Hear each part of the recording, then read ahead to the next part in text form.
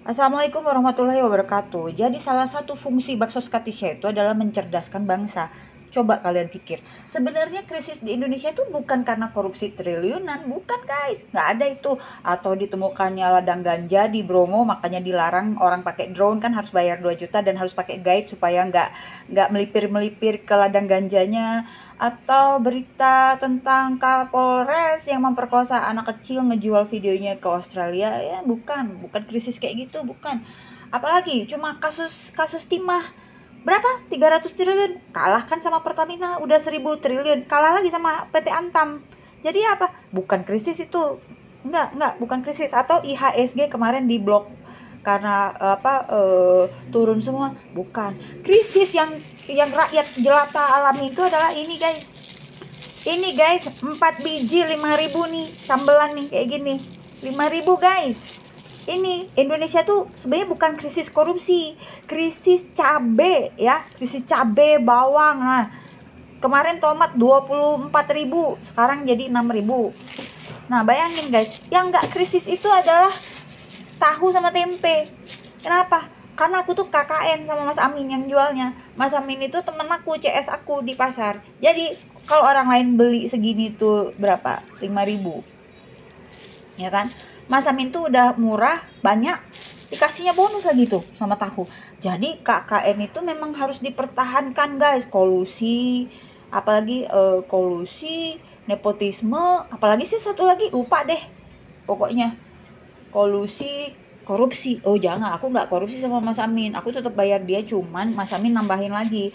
Jadi aku akan mempertahankan nepotisme di antara kami, dan ini ya, kebaikan hati dia ini akan aku manfaatin dia terus-terusan ya guys. Jadi guys, yang menjadi krisis dalam hidup aku tuh adalah bagaimana ceritanya 4 biji cabe doang ini 5.000 nih. Ini aku bilang buat sambal sekali. Ya Allah, mudah-mudahan cukup ini buat aku nyambel, nanti aku mau makan tahu tempe ya. Jadi hidup aku tuh guys jauh dari korupsi. Kenapa? Karena aku tuh sudah, yang penting ada sambal, ada tahu sama tempe, makanlah yang enak aku tuh. Jadi kalau cabai mahal, tomat mahal, bawang mahal, aku yang pusing gitu. Aku berasa banget gitu krisis moneternya di Indonesia gitu loh. Kalau soal korupsi triliunan itu sih ya kayaknya di luar jangkauan aku ya gitu. Mau korupsi lah sana gitu kan. Nggak ngefek ke kehidupan aku. Tapi kalau cabai naik, bawang naik ya kan, apalagi yang naik, semua naik guys ya, semua naik sekarang ini. Yang nggak naik tuh cuma harga diri sama value nya Indonesia aja di mata internasional. Nah jadi gimana guys, trust tidak naik juga, kepercayaan rakyat kepada kepada pemerintahnya juga, aduh. Tapi kita mulai harus optimis bahwa ada Kang Deddy Mulyadi tuh, Gubernur Jawa Barat, yang mulai gebrakan-gebrakannya, wah ngancurin itu tuh, yang apa, taman bermain di puncak yang bikin banjir di Bekasi sampai satu atap ya. Itu sih keren, Kang Deddy keren. Terus Kang Deddy bilang nggak boleh ada wisuda-wisudaan. Saya setuju, wisuda nanti aja pas kuliah. Kami aja waktu S2 kemarin COVID muter sendiri guys, talinya dipindahin sendiri pakai Zoom meeting di kamar masing-masing. Tapi tetap ditagi 700.000 biaya wisuda, padahal nggak ada wisudanya gitu loh.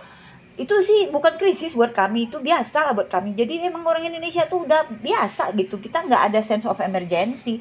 Tapi bagi aku sense of emergency itu ini nih guys, ini aduh, ini gimana, ini gawat ini kalau nggak bisa nyambel besok-besok, makin nanti beli 5.000 cuma dapat 2 biji cabenya. Dan nggak ngerti juga kenapa cabai bisa naik 100.000 guys kilo.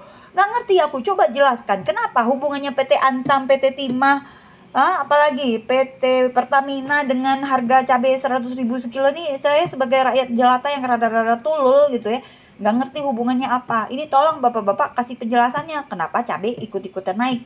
Padahal kan cabai nggak ada hubungannya sama korupsi-korupsi itu gitu loh. Guys, ini adalah postingan aku yang sarkasme ya. Jadi kalian silahkan berasumsi masing-masing. Gitu aja ceritaku. Pokoknya hari ini aku mau makan ini sama ini.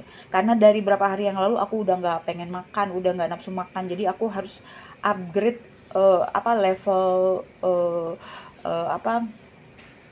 nafsu makan aku ya. Aku appetite-nya bener-bener jelek banget nih. Makin lama makin puasa nih kayak udah kayak zombie aja, aku udah makin nggak bisa makan gitu loh guys. Nih, bayangin coba, jadi kalau berteman tuh sama tukang tempe, ya kan, berteman lah sama sama tukang bumbu kayak Pak Asep. Jadi dikasih bumbu gratis, dikasih tambah-tambahan gitu sama mereka. Makanya harus baik-baik sama orang kan. Jadi prinsipnya kita tuh ya harus baik sama orang. Kalau orang baik ya syukur alhamdulillah. Kalau enggak ya nggak apa-apa, kita udah nabung kebaikan di akhirat gitu kan. Nah, tapi jangan jadi orang yang sebaliknya, yang zolim. Udah dibaikin terus ngezolimin. Macam Siti Nur Laila itu kan. Atau siapalah yang lain-lain itu. Bahaya itu orang-orang kayak gitu ya guys. Oke guys, ceritanya gitu aja. Jadi krisis moneter banget ini kita sekarang. Aduh, parah, parah, parah.